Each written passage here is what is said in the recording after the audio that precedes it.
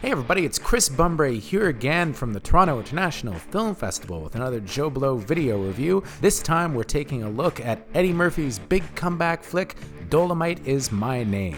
In this, Eddie Murphy plays a real guy, Rudy Ray Moore, who became an unlikely sensation when he adopted the swaggering, streetwise persona Dolemite in his act. Eager to capitalize on his sudden fame, he risked everything to self-finance a blaxploitation quickie based on his character that became an unlikely classic. Now, Dolemite Is My Name is Eddie Murphy's first film since the largely unseen Mr. Church from back in 2016, and probably his most prominent film role in at least a decade.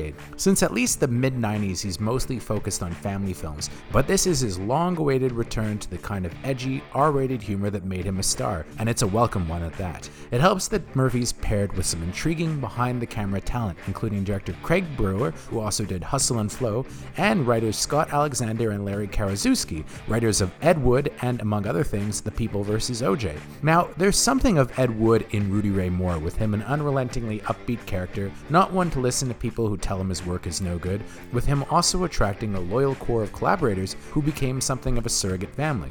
Unlike Wood, though, Moore, while unpolished, definitely had some talent. Dolemite is no masterpiece, but unlike Wood or even Tommy Wiseau, Moore was always kinda in on the joke. While some ways familiar to something like The Disaster Artist, this is an edge that movie didn't have and emerges as something more than just a joke, with it saying a lot about representation and making your own opportunities when faced with naysayers. And also, unlike Wiseau, Moore didn't have millions of dollars tucked away.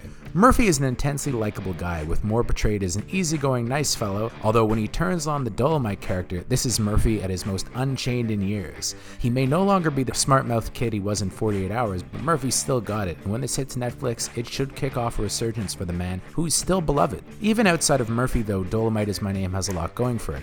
Alexander and Karaszewski are treasure troves of information about this era in Hollywood, being regular contributors to Trailers from Hell, and it's a knowing satire of the state of the business in that era, poking fun at the way movies of the time were essentially segregated, despite Hollywood having been so liberal. One of the funniest scenes in the movie has Moore and his buddies taking in Billy Wilder's The Front Page and being put off by all the old-timey jokes. Now, Billy Wilder fans, take it easy. Wilder himself always said this was one of his worst movies, so it's not like they're poking fun at a classic here. Brewer directs this in a way that really plays up the garishness of the fashions and hairdos of the era, making it look like a bit of a blaxploitation movie of its own to some degree. The largely black cast is exceptional, with Wesley Snipes bound to attract serious attention for his part as D'Urville Martin, a legit actor who Moore convinced to not only co-star in but also direct Dolemite. Snipes hasn't been this funny since Tu Wong Fu, and steals every scene as the pompous Martin, the closest thing the movie has to a villain, and Snipes is so good that Murphy and Brewer are bringing him back for Coming to America. That's the Coming to America sequel, Coming to as in the number America.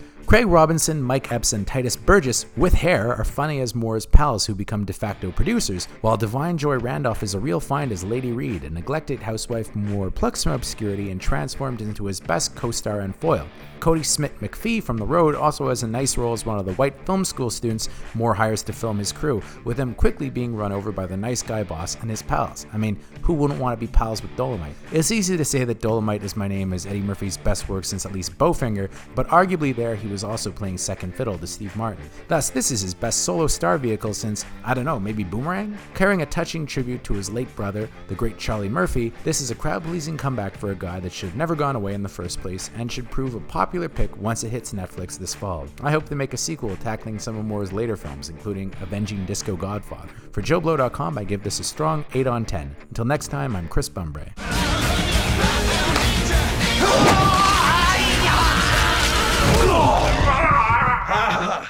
God damn, Dolemite. Great God in heaven, you know.